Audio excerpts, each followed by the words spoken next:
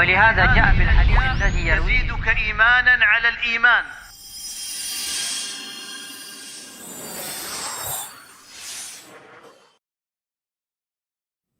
حمدا كثيرا طيبا مباركا فيه مباركا عليه كما يحب ربنا ويرضاه.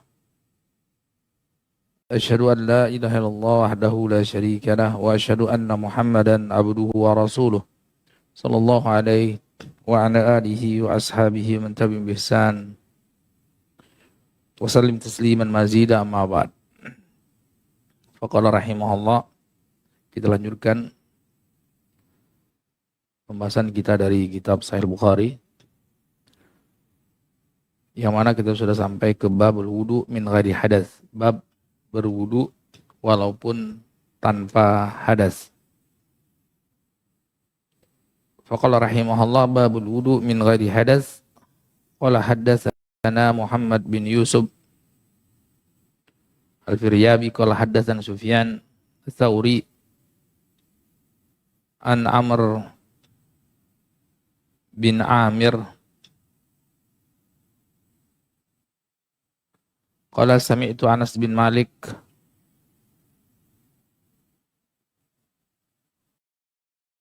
qala wa haddatsana Musaddad qala haddatsana Yahya an Sufyan Ats-Tsauri qala haddatsani Amr bin Amir an Anas bin Malik qala kana Nabi sallallahu alaihi wasallam yatawaddau inda kulli salatin qultu kaifa kuntum tasna'un qala yujzi'u ahadana alwudu ma lam yuhdits. Ya, ikhwan fiddin, di dalam hadis ini disebutkan oleh Imam Al-Bukhari rahimahullah ta'ala sebuah hadis yang beliau riwayatkan dari gurunya yang mulia Muhammad bin Yusuf Al-Firyabi, kemudian dari gurunya yang mulia Sufyan bin Uyainah, Sufyan Ats-Tsauri. Di situ disebutkan sampai sanadnya kepada Anas bin Malik. Kemudian beliau bawakan sanad yang berikutnya dari guru beliau yang lain, hadis yang sama. Kalau tadi dari Muhammad bin Yusuf, sekarang beliau bawakan dari gurunya yang lain, Musaddad bin Musarhad. Ya, Musaddad bin Musarhad. Beliau meriwayatkan dari Yahya dari Sufyan Ats-Tsauri. Kenapa beliau bawakan dua sanad sekaligus? Karena untuk menunjukkan bahwasanya Sufyan Ats-Tsauri itu meriwayatkan secara langsung dari gurunya Amr bin Amir. Seperti itu adanya. Iya.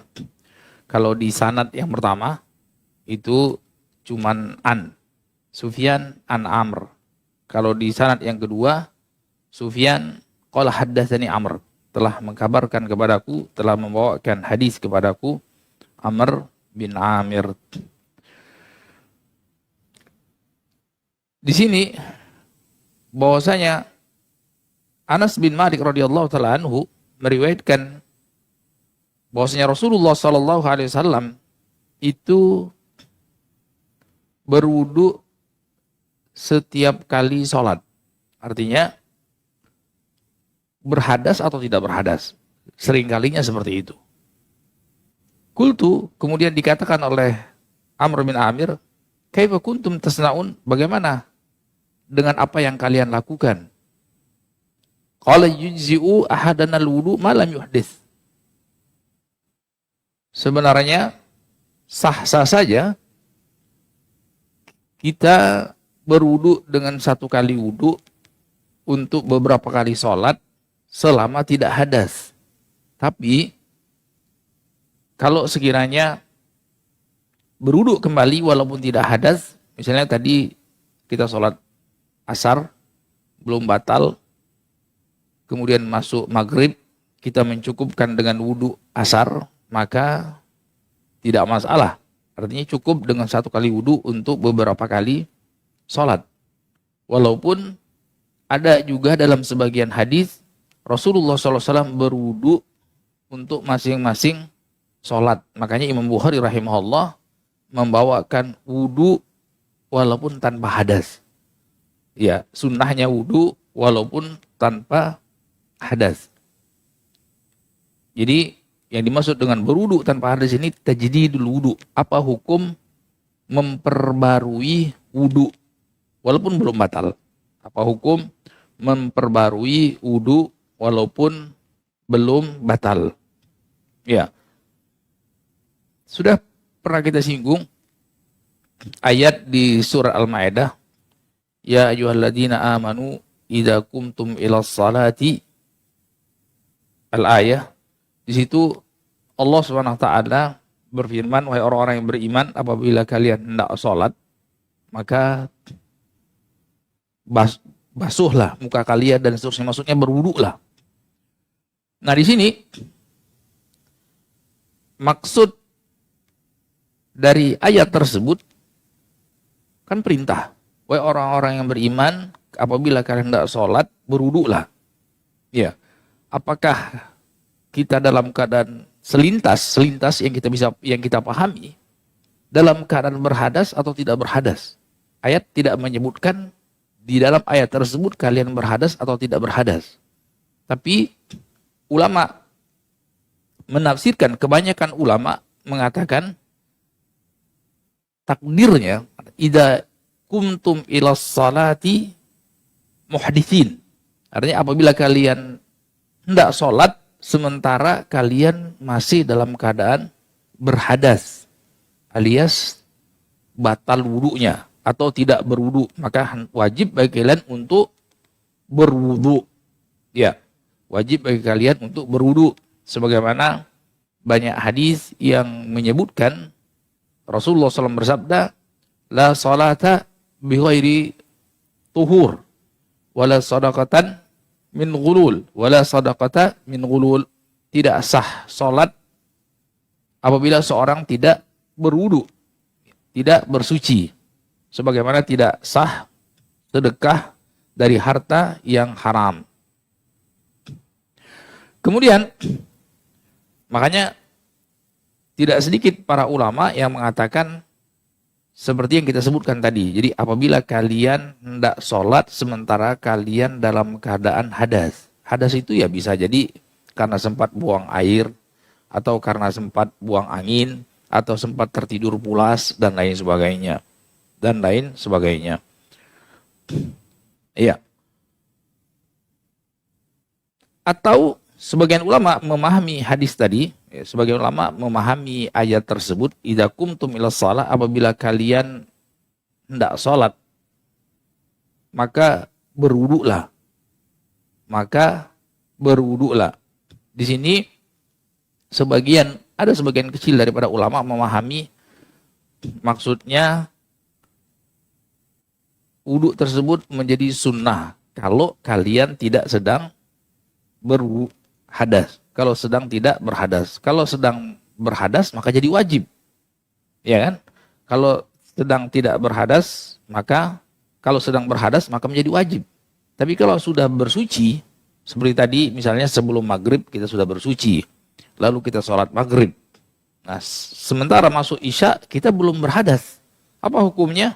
Hukumnya itu menjadi sunnah, bukan perkara yang wajib sebagaimana hadis yang kita sebutkan di sini.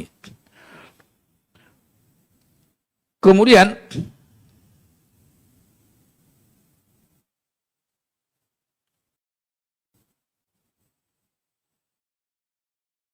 disebutkan di hadis yang berikutnya,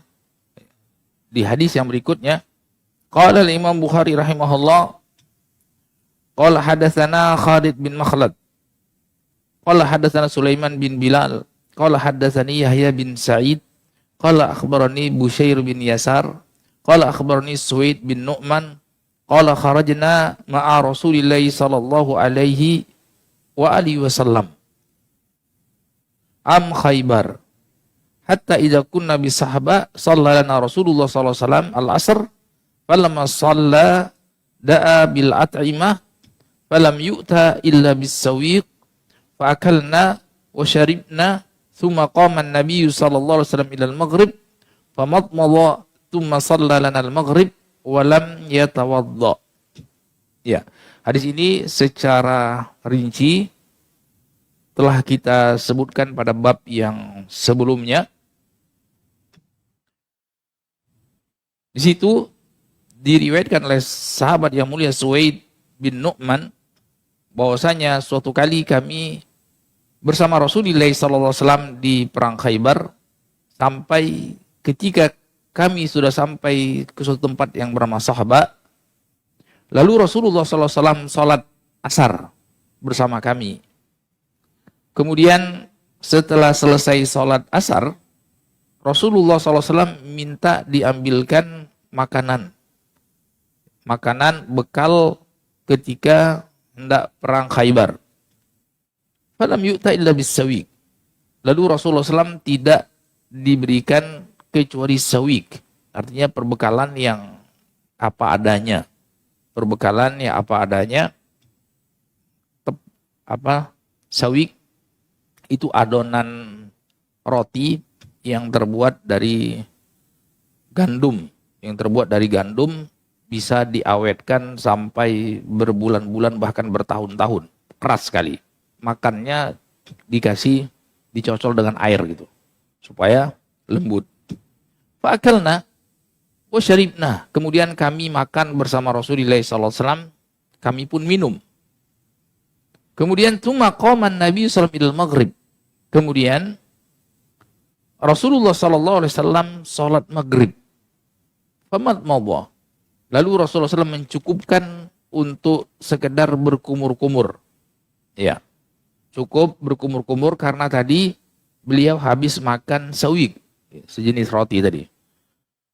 Tsumma shalla lana al-maghrib wa lam yatawadda. Kemudian Rasulullah SAW salat bersama kami, ya, menjadi imam salat maghrib dalam keadaan tidak berwudu kembali. Kenapa? Karena ketika salat asar sampai menjelang maghrib, Rasulullah SAW belum batal wudunya. Sehingga apa? Sehingga mencukupkan dengan satu kali wudu di salat asar. Satu kali wudu di salat asar. Seperti itu. Tapi banyak juga keterangan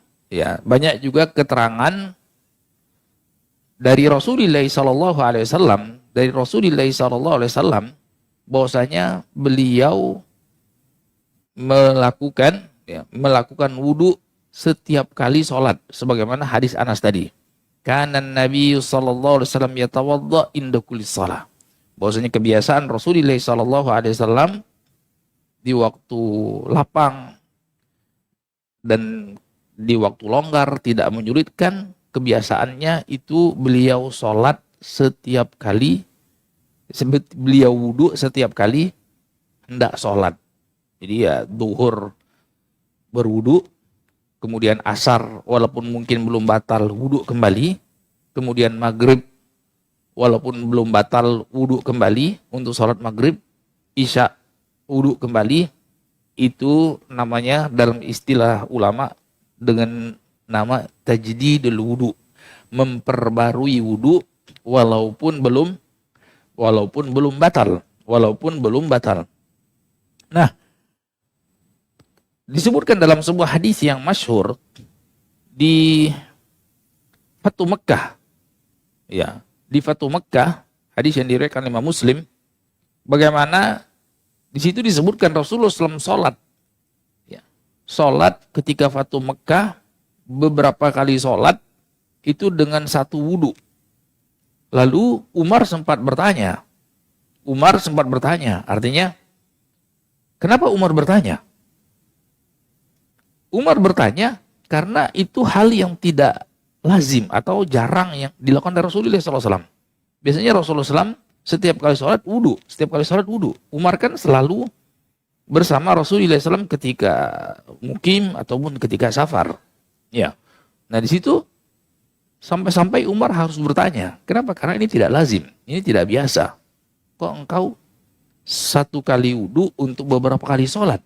Apa kata Rasulullah? Amdan fa'altuhu ya Umar. Sengaja aku lakukan seperti itu, wahai Umar. Kenapa? Ya karena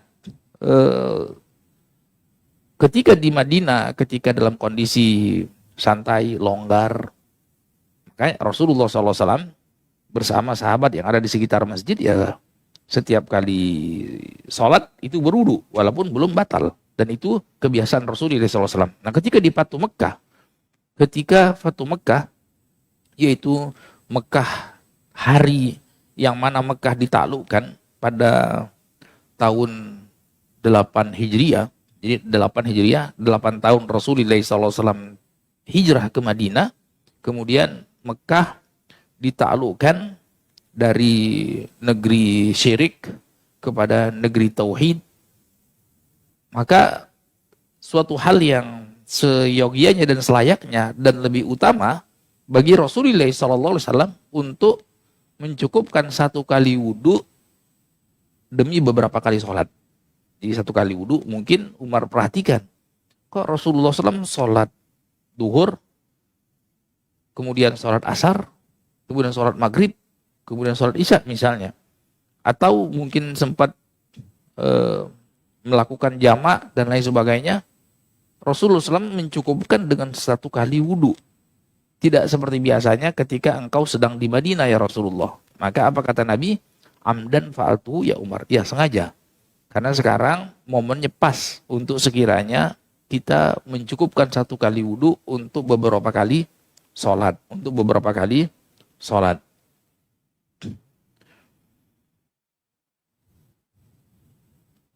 Walaupun tadi dipertegas oleh sahabat Anas bin Malik ketika ditanya oleh Amr bin Amir, kaifa kuntum tasnaun?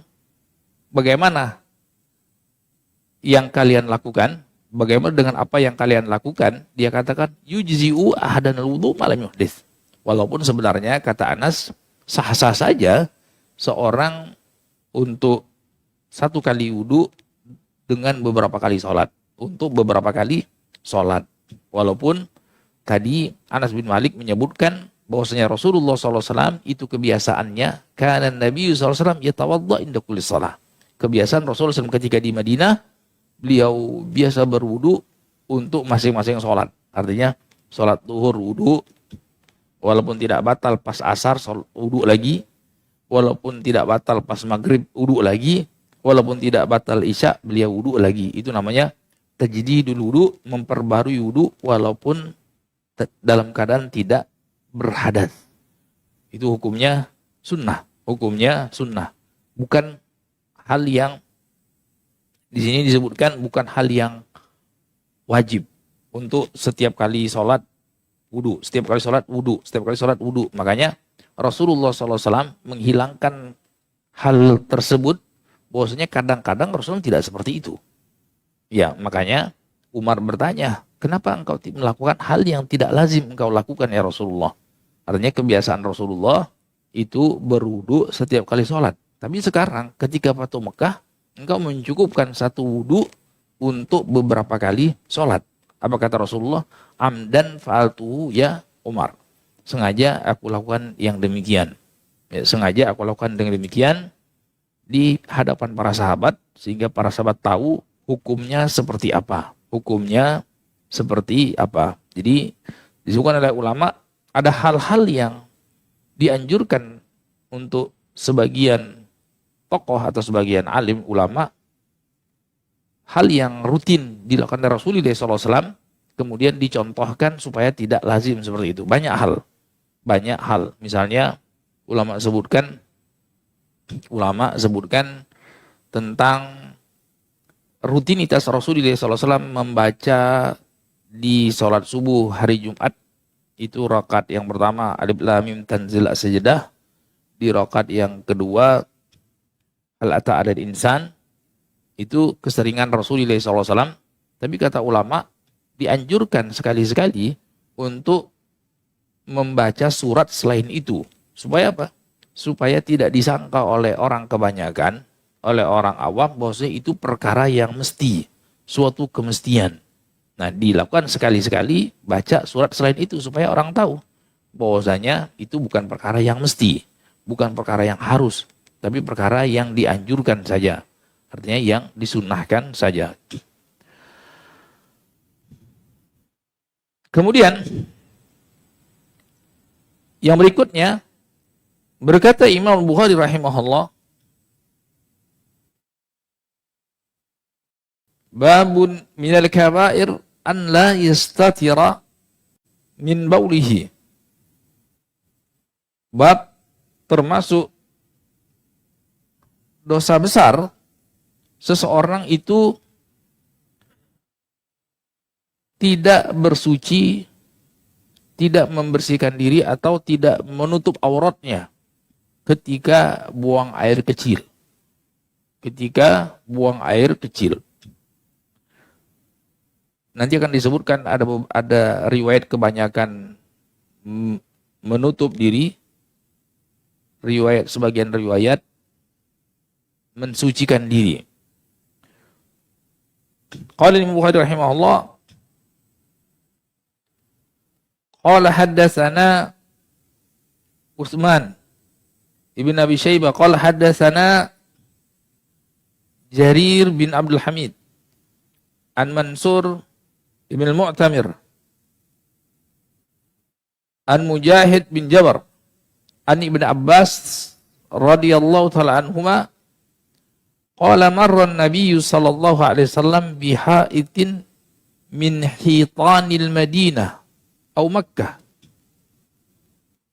فسمع صوت إنسانين يؤدبان في قبورهما فقال النبي صلى الله عليه وسلم يؤدبان وما يؤدبان في كبير ثم قال بلى كان أحدهما لا يستتر من بوله وكان الآخر يمشي بالنميمة ثم دأ بجريدة فكسرها كسرتين ووضع على كل قبر منهما كسرة فقيل له يا رسول الله لما فعلت هذا قال لعله أن يخفف عنهما ما لم تيبسا أو إلى أن ييبسا. Ya. Disebutkan dalam hadis ini suatu kali Rasulullah sallallahu alaihi wasallam itu melewati salah satu kebun. Ya, haid di sini maksudnya kebun. Ya. Maknanya kebun tapi yang dipagar gitu. Karena ada kebun yang tidak dipagar. Di sini Madinah atau Mekah. Madinah atau Mekah. Sebagian rawi ragu. Tapi disebutkan oleh Hafidz bin Hajar, itu ada dua riwayat yang sahih. Riwayat yang sebagian menyebutkan Madinah, si riwayat yang menyebutkan Mekah. Artinya, ini kejadian bukan cuma sekali. Jadi ada beberapa kali kejadian yang mirip. Bahkan disebutkan oleh sebagian ulama, pernah ada 3 kali kejadian yang mirip-mirip. Bahkan ada yang dijelaskan suatu kali Rasulullah SAW pergi ke Baki, ke kuburan Baki. Ya, kalau di sini kan sepertinya pekuburan bukan kuburan Baki karena dia ada kebunnya. Jadi kuburan yang di pinggir kebun gitu. Kuburan yang di pinggir kebun. Jadi digabungkan artinya tidak menutup kemungkinan kejadian tersebut bukan cuma sekali, tapi ada beberapa kali kejadian yang disaksikan oleh beberapa orang sahabat. Di sini Ibn Abbas. Kemudian di lain kesempatan ada sahabat Jabir. Di lain kesempatan ada sahabat Abu Hurairah. Kemudian di sini disebutkan, lalu Rasulullah SAW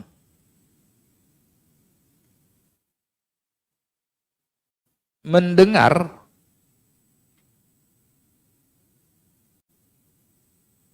ada suara teriakan dari dalam kubur. Ya, didengar oleh Rasulullah SAW, tapi sahabat tidak dengar. Rasulullah SAW mendengarnya dengan izin dan kuasa Allah Subhanahu wa taala. Izin dan kuasa Allah Subhanahu wa taala, sehingga Rasulullah SAW kadang-kadang diperdengarkan suatu hal yang gaib. Ini kan gaib. Bagaimana seseorang bisa mendengar suara teriakan dari balik kubur gitu. Ya. Kata Nabi, yu'adzaban. Wa ma yu'adzabani fi kabir. Tsumma qala bala. Ya. Ini dua orang sedang diazab. Waliyadzubillah.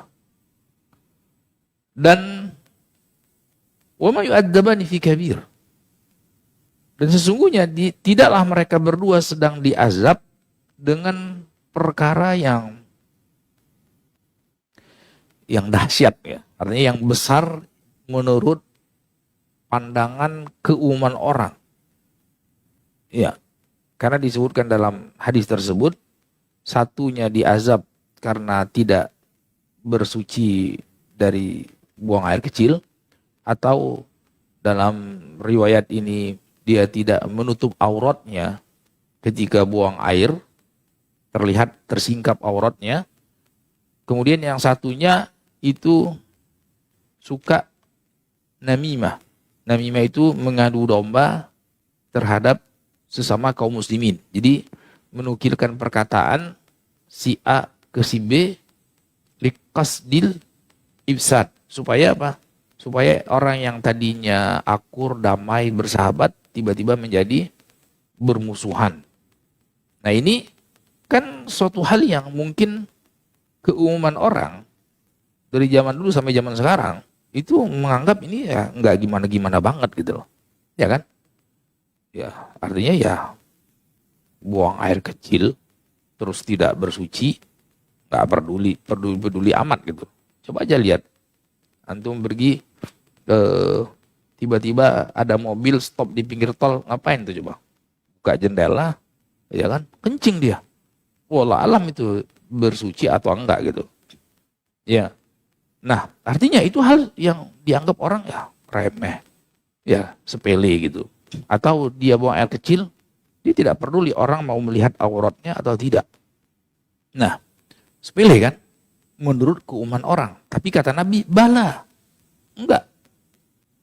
Itu kan menurut pandangan orang. Tapi keumuman orang, pandangan orang kan belum tentu hakikatnya seperti itu. Menurut orang kecil, tapi menurut Allah SWT itu besar. Makanya Imam Bukhari mengatakan minal kabair. Itu termasuk dosa besar.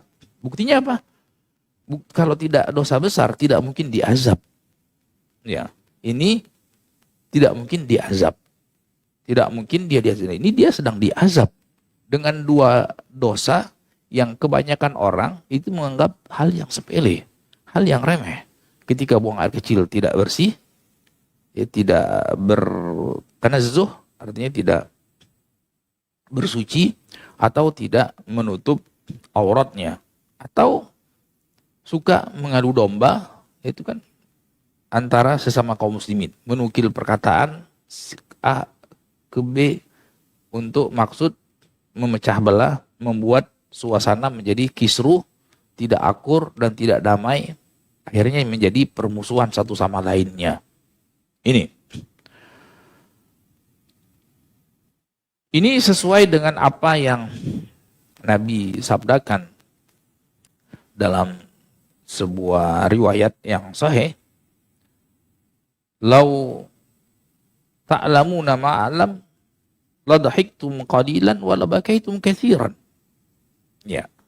Wa la taraktum at-taladdud binisaikum ala furushikum wa la kharajtum ila suudat taj'aruna ila Allah Subhanahu wa taala. Kata Nabi, kalau sekiranya kamu itu mengetahui apa yang aku ketahui, niscaya kamu sekalian tidak sempat tertawa. Artinya nggak ada waktu untuk tertawa. Artinya sedikit, mungkin ada sedikit, tapi kata Nabi, waladahiktum katsiran walabakaitum katsiran. Tapi kalian pasti kerjaan kalian cuma menangis saja seharian. Hari ini nangis, nanti siang nangis, besok nangis. Kalau sekiranya kalian tahu apa yang aku tahu, ya kan? Kalian kerjaannya cuma nangis, ketakutan, melihat seperti apa yang aku lihat. Nabi kadang-kadang kan lihat orang diazab, dipertontonkan, diperlihatkan oleh Allah SWT bagaimana orang diazab di dalam kuburnya, orang diazab di dalam neraka jahanam. Ya kan? Itu seringkali diperlihatkan oleh Allah Subhanahu wa taala. Kalau kalian tahu apa yang aku tahu, ya kan?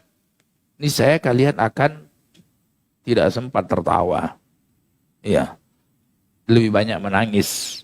Dan kalian tidak akan terpikirkan untuk bersenang-senang dengan istri kalian di atas ranjang-ranjang kalian. Nggak kepikiran lagi kan. Ya.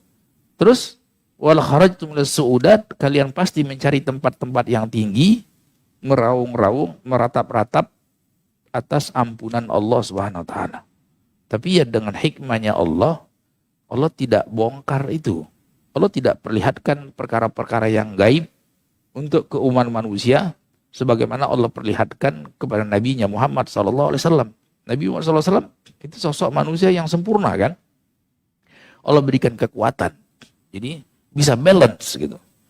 Tahu perkara yang gaib dalam sebagian kesempatan. Jadi tidak melulu. Nabi itu tidak setiap saat tahu perkara yang gaib. Tapi dalam kesempatan-kesempatan tertentu Allah perlihatkan. Tapi dalam kesempatan-kesempatan yang lain, dengan hikmah dan keadilan dari Allah SWT, Nabi tidak diperlihatkan. Tidak diberitahu perkara yang gaib. Itu banyak. Banyak contoh dan kejadiannya. Artinya, dalam sebagian kesempatan Rasulullah diperlihatkan perkara yang gaib. Diperdengarkan perkara yang gaib. Tapi dalam kesempatan yang lain, Rasulullah tidak diperdengarkan atau tidak diperlihatkan terhadap perkara yang gaib. Buktinya apa? Buktinya Nabi tidak semuanya tahu orang-orang munafikin yang ada di Madinah. Ya. La ta'lamuna na'lamuhum. Jadi sebagian itu engkau tidak tahu wahai Nabi, kami tahu. Jadi sebagian orang munafikin itu memang Allah kasih tahu, tapi sebagian yang lain tidak Allah kasih tahu. Sebagian yang lain tidak Allah SWT beritahu. Tidak Allah SWT beritahu. Seperti misalnya dalam kesempatan yang lain, ketika Aisyah, ibunda kita, Ummul Mukminin, istri Rasulullah SAW, difitnah, dituduh berzina dengan salah seorang sahabat Rasulullah SAW, kan beritanya begitu santer. Begitu santer, isunya, gosipnya, di situ Rasulullah tidak tahu. Sampai harus menunggu 30 hari wahyu datang dari Allah SWT. Membebaskan Aisyah dari atas langit. 30 hari coba. 30 hari bagaimana tersiksanya Rasulullah dan Aisyah atas tudingan orang-orang munafikin bahwasanya Aisyah itu berzina. Kalau sekiranya Rasulullah tahu perkara yang gaib, niscaya dari awal kasus, dari awal kejadian, Rasulullah SAW bisa bantah apa yang didesas-desuskan oleh orang-orang munafikin. Jadi apa yang kalian buat itu cuman fitnah, cuman bohong belaka, dusta besar. Tapi Rasulullah tidak tahu. Ya, karena tidak tahu, ya Rasulullah tunggu wahyu. Dan wahyu tidak suka-suka Rasulullah kapan datangnya. Ya kan? Rasulullah cuman penyampai dari Allah. Wahyu baru sampai 30 hari kemudian. Ya, 30 hari kemudian setelah tuduhan tersebut. Nah, ini menunjukkan bahwasanya dalam banyak kesempatan Rasulullah tidak tahu perkara gaib. Yang memberi tahu perkara gaib itu Allah SWT. Yang tahu perkara gaib itu cuman Allah Subhanahu wa ta'ala. Sebagaimana Rasulullah SAW membantah apa yang diucapkan oleh salah seorang jariyah. Dia membuat bait syair, wa fina nabiyyun ya'lamu ma fi ghadi. Bosnya, bersama kami ada seorang nabi yang mengetahui perkara yang akan terjadi esok hari. Terus ditegur oleh Rasulullah SAW.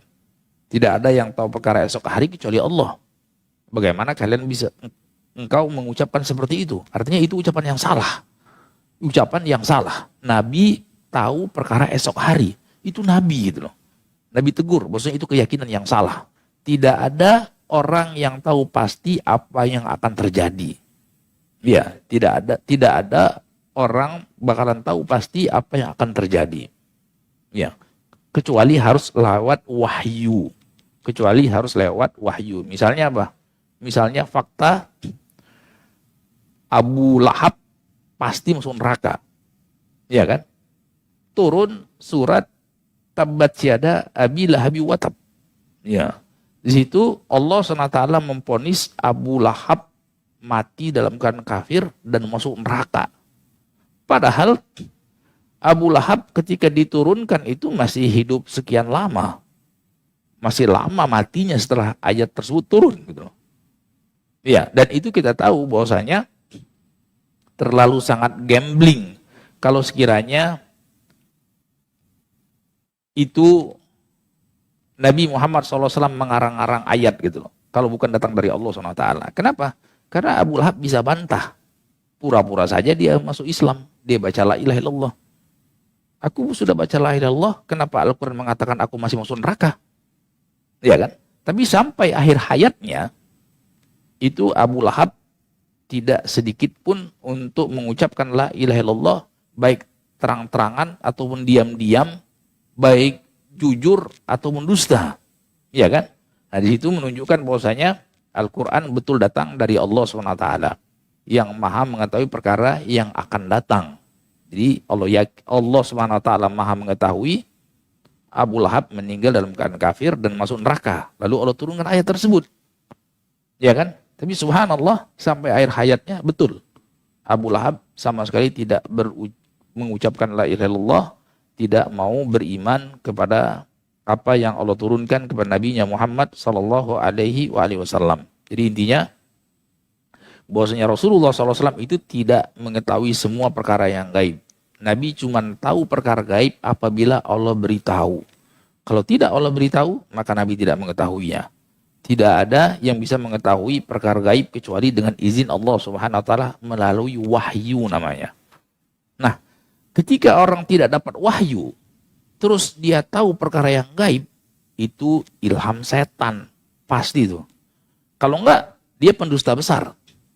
Itu. Jadi ada orang yang mengklaim tahu perkara gaib, tahu perkara yang akan terjadi esok hari, ya, dan seterusnya daripada perkara gaib, jalurnya bukan wahyu. Kan sudah jelas jalurnya bukan wahyu. Kenapa? Karena penutup para nabi, siapa? Nabi Muhammad SAW. Ada orang sekarang klaim tahu perkara yang gaib. Dua kemungkinan. Kemungkinan pertama pendusta besar. Kemungkinan kedua bermuamalah dengan setan, jin. Dan jin juga pendusta. Apa kata Nabi? Shadaqaka wa huwa kadzub. Jadi ketika ada seekor atau seorang jin mengajari Abu Hurairah doa zikir sebelum tidur, suruh baca apa? Baca apa? Baca ayat kursi. Apa kata Rasulullah SAW kepada Abu Hurairah? Shadaqaka wa huwa kadzub. Dalam kasus ini, dalam kejadian ini, itu jin benar, jujur.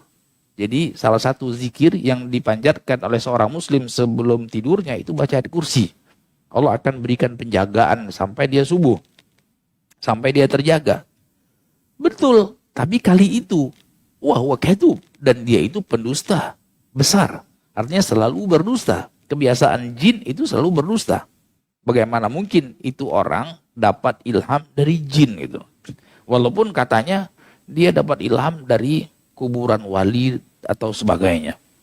Itu kedustaan yang jelas nyata. Ya, bahwasanya tidak ada yang tahu perkara gaib kecuali hanya Allah SWT. Dan Allah berikan kepada nabinya melalui perantara malaikat Jibril. Ya, dan itu sudah tertutup. Ya, itu satu kaidah. Jadi tidak mungkin ada kebenaran yang datang setelah Nabi Muhammad SAW yang mengklaim dia mengetahui perkara yang gaib. Seperti itu. Itu akidah. Akidah. Dan sesuai dengan firman Allah SWT, wa indahu mafatihul ghaib la ya'lamuha illahu. Dan hanya milik Allah kunci ilmu gaib, tidak ada yang tahu kecuali dia saja. Kecuali dia saja. Dan ilmu gaib tersebut tidak akan diberikan izin kecuali melalui perantaraan wahyu malaikat Jibril. Jadi ngarang-ngarang sekali kalau ada orang yang mengklaim tahu perkara yang gaib. setelah Nabi Muhammad sallallahu alaihi wasallam. Kemudian disebutkan di dalam hadis ini, "Tsumma da'a bi jaridatin." Kemudian Rasulullah minta diambilkan sebuah jaridah. Jaridah itu pelepah korma. Pelepah korma yang masih basah. Ya. Kemudian Rasulullah SAW patahkan dua. Ya. Kemudian taruh bagian kepalanya masing-masing kuburan. Lalu Nabi ditanya, kenapa engkau lakukan hal yang demikian Rasulullah? Nabi bersabda, la'allahu an yukhaffa anhum ma lam tayyibasa au ila an yaybasa. Kata Nabi, semoga Allah berikan keringanan azab keduanya selama belum kering. Artinya selama belum kering. Di sini jemaah yang dimuliakan Allah SWT, jangan disalahpahami. Sebagian orang ada salah paham untuk menanam tanaman di atas kuburan gitu loh. Kan kalau tanamannya awet, apalagi pohonnya beringin, itu awet. Pohon beringin ratusan atau mungkin nanti dia pesen wasiat. Pokoknya kalau mati tanam lagi. Supaya apa? Supaya nggak diazab. Ya kan? Bukan itu maksudnya. Maksudnya di sini ini khususiyah untuk Rasulullah SAW. Rasulullah SAW, sahabat tidak lakukan itu. Ya kan? Kurang apa kewalian Abu Bakar, kewalian Umar, tapi tidak lakukan itu. Sudah sangat wali yang paling tinggi levelnya ya Abu Bakar, Umar. Ya, tapi tidak apa istilahnya? Tidak kepedean untuk nancepin pohon beringin atau pohon duren, ya kan, di atas kuburan. Di sini cuma Nabi lakukan. Itu spesial, artinya kekhususan yang Allah berikan kepada Nabi Muhammad SAW. Ya, kekhususan yang Allah berikan kepada Nabi Muhammad SAW. Karena ada sebagian yang mengatakan karena pohon atau ranting, ya kan, Nabi patahkan. Pelepah korma yang masih basah, Nabi patahkan. Ya, sebagian mengatakan kenapa diringankan? Karena dua-duanya bertasbih. Kalau dua-duanya alasannya cuma itu, ngapain ngambil ngambil ranting? Ya, ngambil ranting kan nggak lama itu kering kan? Ya, berarti tidak bertasbih lagi. Kalau itu akal ngakalinnya seperti itu, ambil tanam aja yang baru.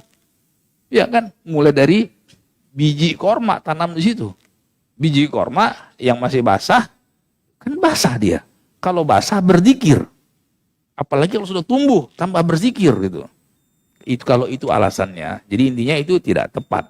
Ya, tidak tepat mengatakan kalau ranting-ranting tersebut berzikir selama belum kering. Kalau itu alasannya, Nabi sudah perintahkan sahabat untuk tanam pohon beringin lah, pohon korma dan lain sebagainya. Tapi faktanya tidak seperti itu.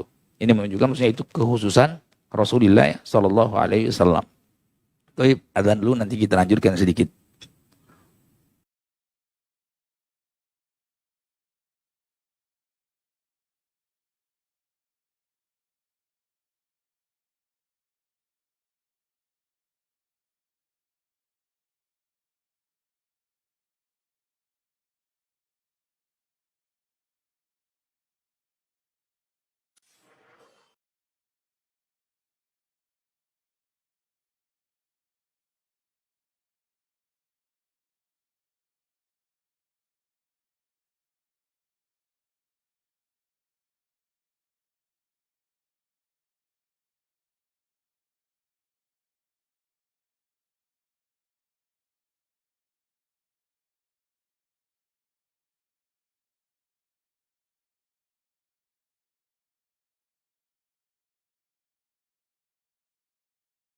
Allah SWT, tadi disebutkan ada dua orang yang sedang diazab di dalam kuburnya, dan Nabi sebutkan azab tersebut dikarenakan salah satunya karena buang air kecil yang tidak bersih.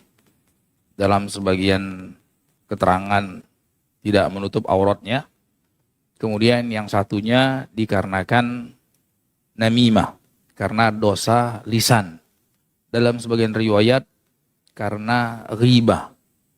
Karena ghibah. Kalau namimah itu mengadu domba, kalau ghibah itu menceritakan aib, cacat saudaranya muslim bukan di depan dia, artinya makanya dikatakan ghibah. Gaib artinya tidak di hadapannya. Dia ceritakan aib saudaranya tidak di hadapannya, dan dia tidak suka untuk diceritakan hal tersebut. Nah, di sini jemaah yang dimuliakan Allah Subhanahu wa taala, para ulama berselisih paham. Dua orang yang diazab tersebut, apakah dia orang kafir ataukah dia dua orang yang muslim? Ya. Apakah dia dua orang yang kafir ataukah dia dua orang yang muslim gitu. Ulama bersih paham. Sebagian mengatakan mereka itu orang yang kafir. Sebagian ulama mengatakan enggak, justru mereka itu orang yang muslim. Karena ada riwayat wa ma yu'adzabani illa ya fi al-ghibah wal baul. Artinya di situ Rasulullah SAW membatasi adabnya karena ghibah dan buang air kecil yang tidak bersih atau buang air kecil yang tidak menutup auratnya. Nah, tidak mungkin Rasul membatasi kalau sekiranya karena kekafiran.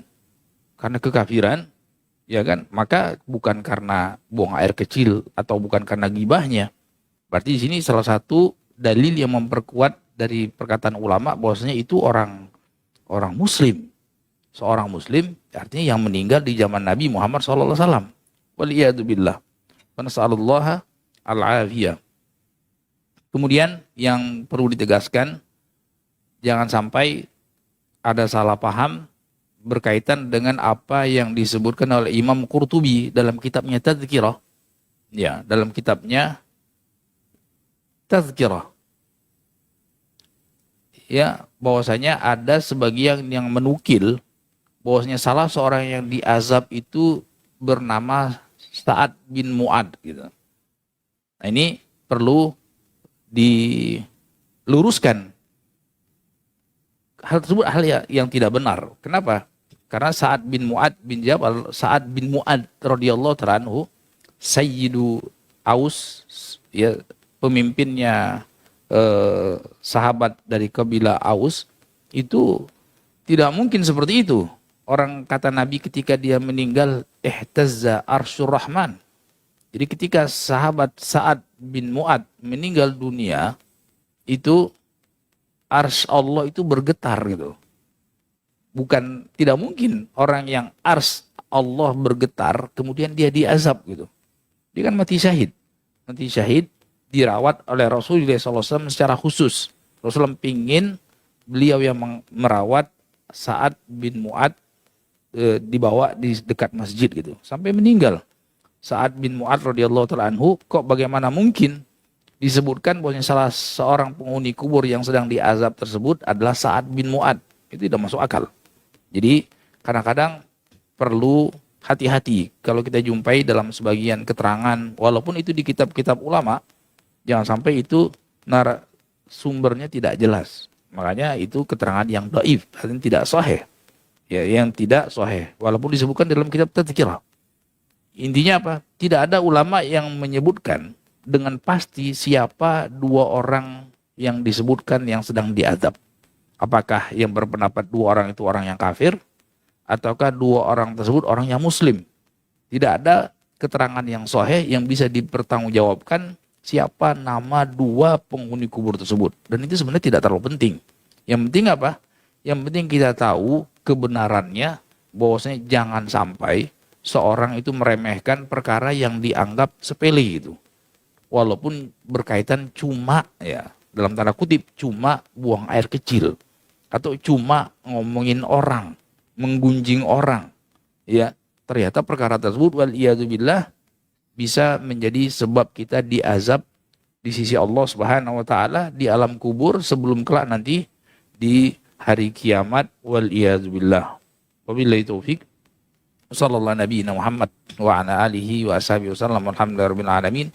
Subhanakallah bihamdika asyhadu an la ilaha illa anta astaghfiruka wa atubu ilaik. Assalamualaikum warahmatullahi wabarakatuh.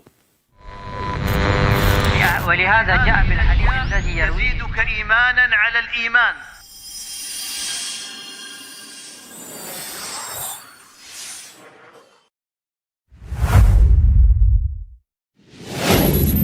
Assalamualaikum warahmatullahi wabarakatuh. Saudara-saudariku, para pemirsa Sil TV dimanapun Anda berada, rahimani wa rahimakumullah. Semoga antum selalu berada dalam lindungan Allah Tabaraka wa Ta'ala, dan semoga kesehatan, keberkahan, rahmat dan nikmat Allah Tabaraka wa Ta'ala selalu meliputi Anda semuanya. Ma'asyiral muslimin, ma'asyiral muslimat, dakwah merupakan sebuah tugas bersama dari umat Nabi kita tercinta Muhammad sallallahu alaihi wasallam. Allah Tabaraka wa Ta'ala menyuruh kita untuk meninggikan agama Allah Tabaraka wa Ta'ala dengan kemampuan yang kita miliki. Yang mampu dengan ilmunya, berdakwah dengan ilmunya. Yang mampu dengan tenaganya, berdakwah dengan tenaganya. Yang mampu menyumbangkan waktunya. Demikian juga yang mampu dengan hartanya, maka berdakwah dengan harta itu. Saudara-saudariku,